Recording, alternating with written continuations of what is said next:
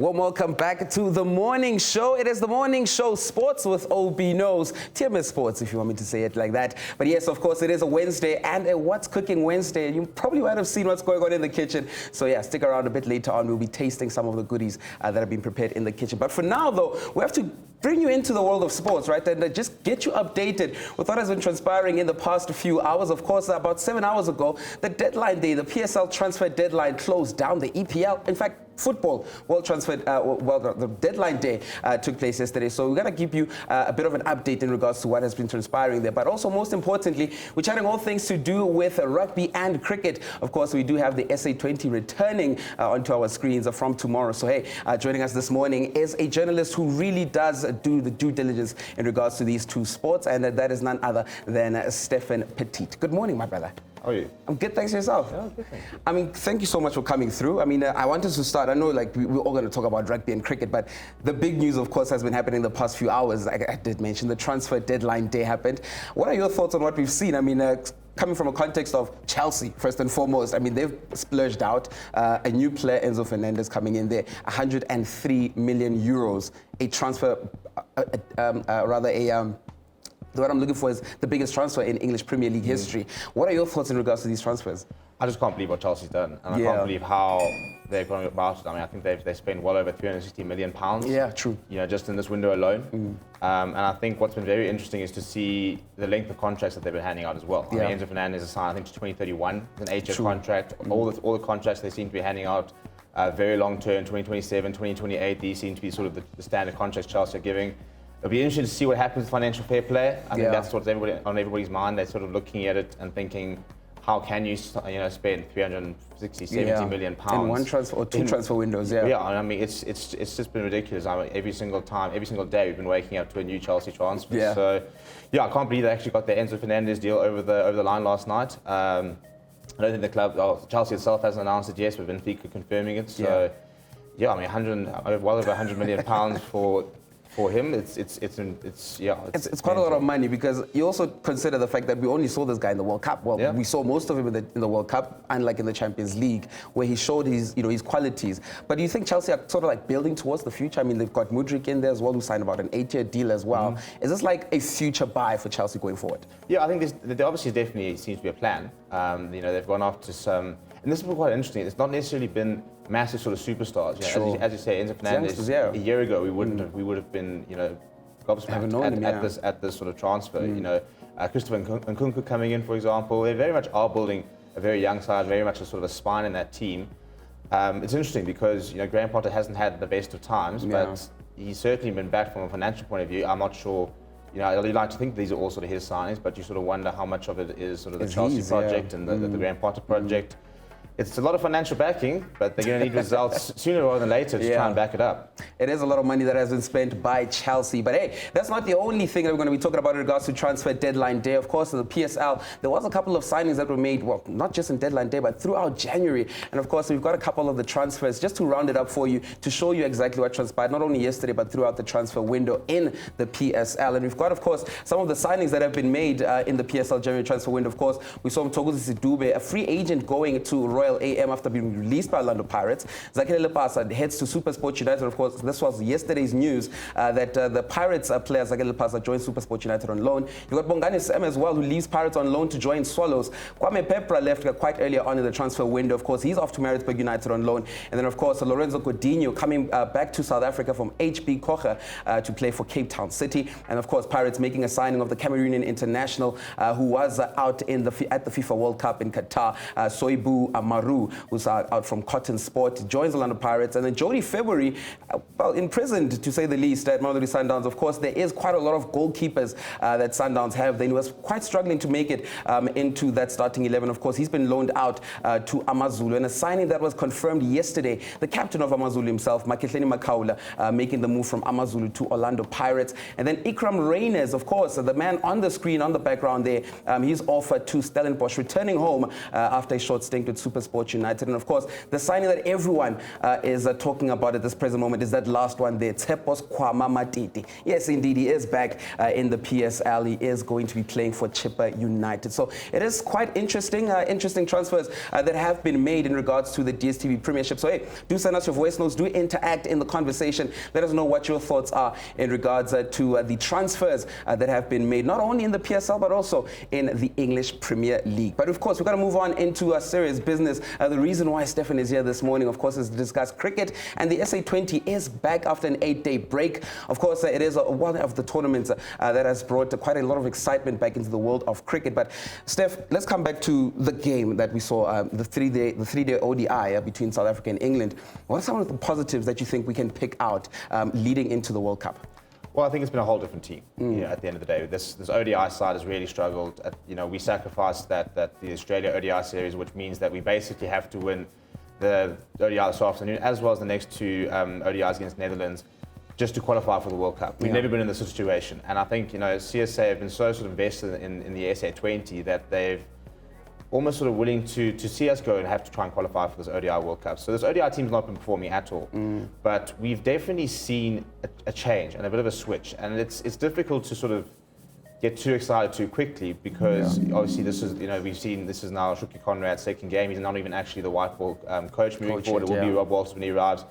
But I think there's been a shift in mentality. I think if we think about the Proteas, it's a team that has to battle with a lot of mental issues, sort of a whole sort of psyche of failure in the last 20 years. And in many ways, probably more so than maybe any other international team in the world. But I think what we've seen in the last two matches is a sense of fearlessness that we're almost sort of embracing. England had the same thing. We go back sort of 5-6 years ago, they decided we want to win World Cups, and to do that, we're going to have to play this fearless brand. And I think that, for me, what's been the most exciting thing is I think that the new sort of coaches are very much looking at the mental aspect, very much looking at the people perspective of the game. And I mean, we watched that Temba Bavuma 100, on Sunday, and it was just one of the. I mean, it's probably the best I've seen him back performing. And I think the most important thing is we've seen was positive intent. Sure. It's players going out there and a willingness to fail.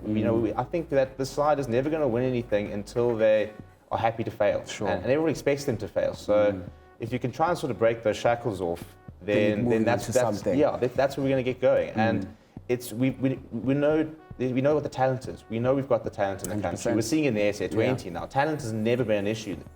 So I've been very impressed. You don't want to get carried away. Sure. But, we're playing against the best white ball team in the world, who are missing one or two players. But we're seeing players like Sasanda Magala coming and man of the match on his recall.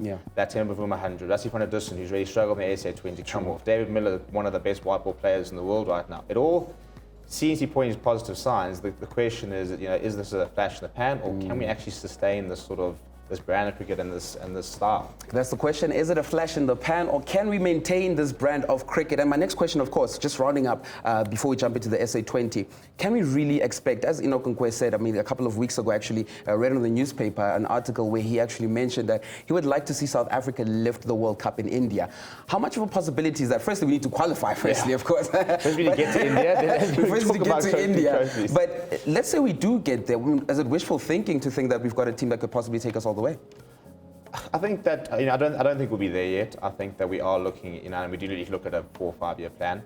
I think 2027 is really the big one that we're going to what we're doing now is these two coaches need to start putting in a foundation to win the 2027 World Cup. Literally like England did, pick a World Cup and say that's what we need to win. Sure. At the end of the day, we've got talent. There's no doubt about it. I think Anurag Nokia is one of the best bowlers in the world right now. We've got improving it as well. Yeah, and I mean he's definitely the fastest bowler right now. So there's a lot of excitement in those players. You look at some of the other sides. It's going to be a big ask in India as well. It's not necessarily a country where we're going to get the best out of our players from a conditions perspective. But look, I think the biggest thing is nothing to lose, everything to gain. And I think if this team goes in there with that sort of attitude of no one's expecting us to do it, but let's try and do something special. Everybody loves a good underdog story, and maybe being those underdogs for a change and not having that whole, is this going to be the time? Sure. Might just A bit of England in terms of football. It's coming home type of thing that's happening with us in South African cricket. But let's move on to the SA20 because that is what everyone has been talking about. And of course, before we get into the conversation, let me keep you updated in regards to the league standings and how things are currently looking in regards to the SA20. As you can see at the top of the standings, the Pretoria Capitals are leading at the top of the 7 games. And of course, the Sunrise Eastern Cape, a change for them. Of course, a poor start to the campaign. But look at them sitting in 2nd place. You've got the Paarl Royals in 3rd and the Johannesburg Super Kings in 4th, and a team that you're probably not expecting to see there is MI Cape Town. They are sitting in 5th spot, and of course the last team there is a DSG, which is the Durban Super Giants. I mean, let's chat about the MI Cape Town. They've got an incredible roster in terms of players. They've got the Kasurabadas of this world, but you're looking at the fact that they're struggling at this present moment. I mean, what is wrong? What is not happening right for them at this present moment? It's really difficult to say, to be honest. I'd be very surprised if anybody, and you spoke to them before the tournament, didn't have them within top 2, top 3. Well, I'll give you the favourites of the tournament. You look at that team, and you think that the Joffa Archers, when they brought him in, the Kagiso Rabadas, there's some really good batsmen. Rassie van der Dussen, for example. I think they've really missed Liam Livingston, who was not available for injury and now has been ruled out of the tournament. So I think that their batting lineup hasn't fired as much as they'd like to. DL Brevis has had to take a lot of responsibility, which for a 19-year-old is not what you really want to see. Ryan Rickleton's had a lot of starts, but hasn't really managed to kick on.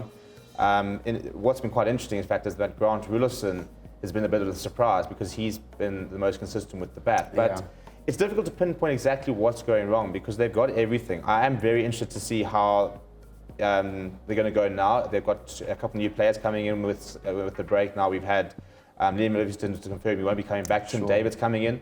Australian batsman, very good, very good strike rate, good average, and I think that he'll boost bowls to that sort of top order. And then they've also got some Henry Brooks coming in. He's going to add a lot of pace. What's interesting for them, they've got no more home games. 2 more games on the Highveld. They'll need to win both. But it's been strange. It's difficult. They've got the systems, the Mumbai Indians systems that they're sort of tapping into. It's such a well-established franchise. The coaching staff's really good. On paper, they've got a great side. It just hasn't sort of always clicked. But for them, so I think it'd be interesting to see how they go in the next couple of games. But it's been disappointing from them. I think it's the only way to really put it. I mean, the MI Cape Town will be participating in tomorrow's clash, but they'll be taking on the Durban Super Giants. So that's part of the fixtures you can look forward to in the return of the SA20 as it returns on our screens tomorrow. But on Friday, we've got another game that is going to be taking place. Of course, we've got the Johannesburg Super Kings. They'll be taking on Paarl Royals. And one person who has, of course, been happy with these teams batting is Amandla Mashimbi. He mentioned, of course, that towards the end of the previous game that they had as the Paarl Royals, they sort of struggled towards the end. They started batting quite well. But speaking of a team that is batting well, I mean, JSK, we saw 100 coming from Faf du Plessis. What can we expect in this fixture that is coming up on Friday? Well, I think the Joe Super Kings I'm hoping really turn the corner, because we've seen all or nothing from them. We've seen some really great batting performances. We've seen, the first 2-3 games they had top order collapses, things didn't really work. And all of a sudden what we saw in Johannesburg last time was Faf du Plessis showing his class. I still think probably one of the top 4 best white ball players in the country. And I think that we've seen they really struggle with the opening pair. Janema Milan's come in, really struggled, in fact dropped out of the team. Reza Hendricks has, even scoring that 50 in the last game, was a really, it was a frustrating 50 because he never really sort of looked settled and I think struggled. But again, we talk about new signings, the fact that Matthew Wade's coming in, he's got, first of all, a lot of BMT coming off a decent BBL season as well. I think that they've got, again, it's a side, they're only playing at home now. Wanderers, and if they make a semi-final, which at this stage they will, it'll be either be at Centurion or at the Wanderers, so they're only playing so it's batting tracks. It's I think they've turned a corner. I'm hoping they've turned a corner, and I think that Faf du Plessis, Matthew Wade are players who have done it at the highest level at the pressure moments, and if Faf du Plessis plays half as well as he did in that knock, then it's going to give the JSK a good chance. I don't know what your thoughts are in regards to the action that has been taking place in the SA20, but of course I'd like to get your thoughts as our viewers. Send us your voice notes and let us know what are you anticipating as we return to the action of the SA20. Of course, it has been enticing action from the day it started. Fans have been pouring into the stadiums, and that is one thing that we're all happy about. But what are your thoughts in regards to the conversation this morning as we return to the SA20? But now we got to move the conversation elsewhere in the world of rugby, and we're chatting all things to do with the United Rugby Championship. Of course, we only got one fixture coming up this weekend, which is a catch-up fixture between the Blue Bulls and the Sharks. But before we get there, a couple of days ago, of course, we did have the SA Rugby Awards, and one individual that, of course, has won big on the night was none other than Eben Etzebeth, who picked up the SA Rugby Player of the Year. Steph, before we jump into the rugby chats, let's chat about this individual right here. Etzebeth, was it deserved? Yeah, it had to be. I think he was very, well, it's difficult to say unlucky, but lost out to Circles the year before, where he would have been a very worthy winner. He's talismanic. He's phenomenal. I mean, in the year that he brought up his 100th test, I think I struggle to think of a game in the last couple of years where he hasn't been one of the top 3 best players in the field. Sure. And to play week in, week out, minute after minute, he plays so much at the highest level, and he's just the complete player. We all know him for his physicality and aggression, but I think his ball playing ability, his ability to bring other players into the game is something that's quite underappreciated. I think he's been phenomenal, and you think there were some really good performances last year. The likes of Kirkley Orange, Circles once again looked really good, but I think it's quite literally head and shoulders above everybody else last year. That is the thoughts, of course, of Stefan Petit. You can weigh in the rugby conversation. Do you think rather that Steph is correct by saying Eben Etzebeth is deserving of that SA Rugby Player of the Year? I mean, it's very hard to debate with him this morning because he's got his facts right. I mean, he's been a brilliant player throughout the past few years. Unlucky that he didn't win it last year, but finally landing it for this year, rather. Let's move on to the URC itself. I mean, we're coming to a big fixture. It is a catch-up game. Sharks taking on the Bulls. And looking at the Stormers, in fact, I keep saying Sharks. It's the Stormers, rather. It's the Stormers taking on the Bulls. Looking at the Stormers, I mean, they're a team that doing well. They're defending the champions of the URC. But now we've got the Heineken Championship in the picture. How well do you think they could do in this year? I think the Stormers, it's an interesting side because it's not, you look at the Sharks and it's almost sort of polar opposites. You've got the Sharks who've gone and gotten all the big players. They've signed, a lot of big money transfers and stuff like that in the last couple of years. And the Stormers with John Dobson has very much taken a squad that's young, hungry, and he's producing stars. Obviously, they are world-class players. Stephen Kitsoff, Francois Herbers, Damian Willemsons, who are very established internationals. But I think what is so good about the Stormers side is that I think every player down from your 19-year-olds to 21, there's a belief in them that they can do a job wherever they go. They're sitting very good within the URC log. They're quite comfortable. They're through to the next round of the Champions Cup. I think the next 2 rounds of Champions Cup will be interesting because the South African teams do have home games, but once they get to the sort of semi-finals, finals, they will be taking place over in Europe. So the biggest thing is about rotation. This after they get through this weekend, there are 2 weeks break, for example, and I think that's very important. A lot of players are injured, and depth was always going to be the issue with South African sides, and we're really seeing that at the moment. But I think the Stormers are how far they can go in the URC. At the end of the day, it's all about getting that sort of home playoff, home final. But they're in a decent position to try and get there. I mean, I want to chat about you talking about depth, and my conversations in regards to rugby is that I feel like in the next few years, we're going to have a conversation about franchise rugby, the same we're talking about franchise cricket, where we need a tournament to come in and save it. And I'm saying this in regards to the fact that I feel like the Currie Cup has been a bit more neglected and there's a lot more focus on the European Championship trophies. Do you think I'm right by looking at that perspective, saying that our local rugby has been a little bit more neglected in this period? Well, I think what's quite interesting is we announced a whole new domestic schedule, I think it was a Monday, in fact, start of the week, and a whole sort of revamped Currie Cup, a bit of a revamped Currie Cup First Division, a couple of other sides from around Africa and even from Europe sort of coming in as well. I think at the end of the day, a little bit like the SA20, we had to go where the money was, and we've gone to Europe, and it's going to take a while before we become full members of EPCR and start getting shares and sort of the money from that sort of overseas. But I think it's short-term fix. I think if we can get that money in and really sort of see it translate to our unions, hopefully it just helps us keep our players here and really broadens that player base. Well, we do hope that in regards to the rugby, we won't be needing to have tournaments needing to come in to save our rugby, because it has been quite interesting to see how South African teams have been participating in European tournaments. But they've also been doing quite well in those parts of the world. Of course, we did say earlier that the Stormers are the defending champions of the United Rugby Championship and only playing it only one season, and they came in and won it. So who will win it this year? Will the Stormers push in for that? But before we wrap up our conversation, the Lions. For me, a big concern with the Lions. I thought they'd turned another leaf. I mean, looking at the way they started this season in the URC specifically, I thought they would be, a team to be reckoned with. But doesn't seem to be the case at this present moment. Do you think it's a systematic problem at the Lions, where it's a problem from the top to the bottom, because they're also struggling in other competitions as well, including the Currie Cup? Yeah, it's there at the end of the day. You know, I think it's, you know, a lot of the coaching staff has come into fire a lot, which I think is harsh. You know, I think you look at the players they lost, and they've probably lost probably 4 of their 5 best players last season. So it's a bit of a revolving door in terms of players in that union. So I think that until I think they need an investor to come in and try and help them keep their players, because we saw a very nice starting 15, even a good 23 at the beginning of the season. Injuries are kicked in, the depth's not there. Yeah. You know, we've got Henk van Wyk, Ewan Venter, you know, 20 years old, and they're stars in this team. And you know they've been rushed into the system and they're performing, but you shouldn't be relying on such young players and inexperienced players to really pull you through big games. So the Lions just need depth. They've got to go out and they've got to find more players. And I think the biggest issue is the decent player in every position. Yeah. And as soon as there are a couple of injuries, they're in big trouble. A couple of injuries and they will be in trouble. And that's exactly what we're seeing with the Lions, struggling to keep up with all these competitions that are currently taking place. I mean, they're struggling in all the competitions, whether it's domestically, whether it's out in Europe. They are really a team that is struggling at this present moment. But that's how we wrap up our conversations this morning on TMS Sports. We gave you a full scope of what transpired in the PSL deadline day. We also took a look at the SA20 action that is going to be taking place from tomorrow. And of course, you're having a little bit of a chat in regards to the rugby that is going to be taking place this weekend.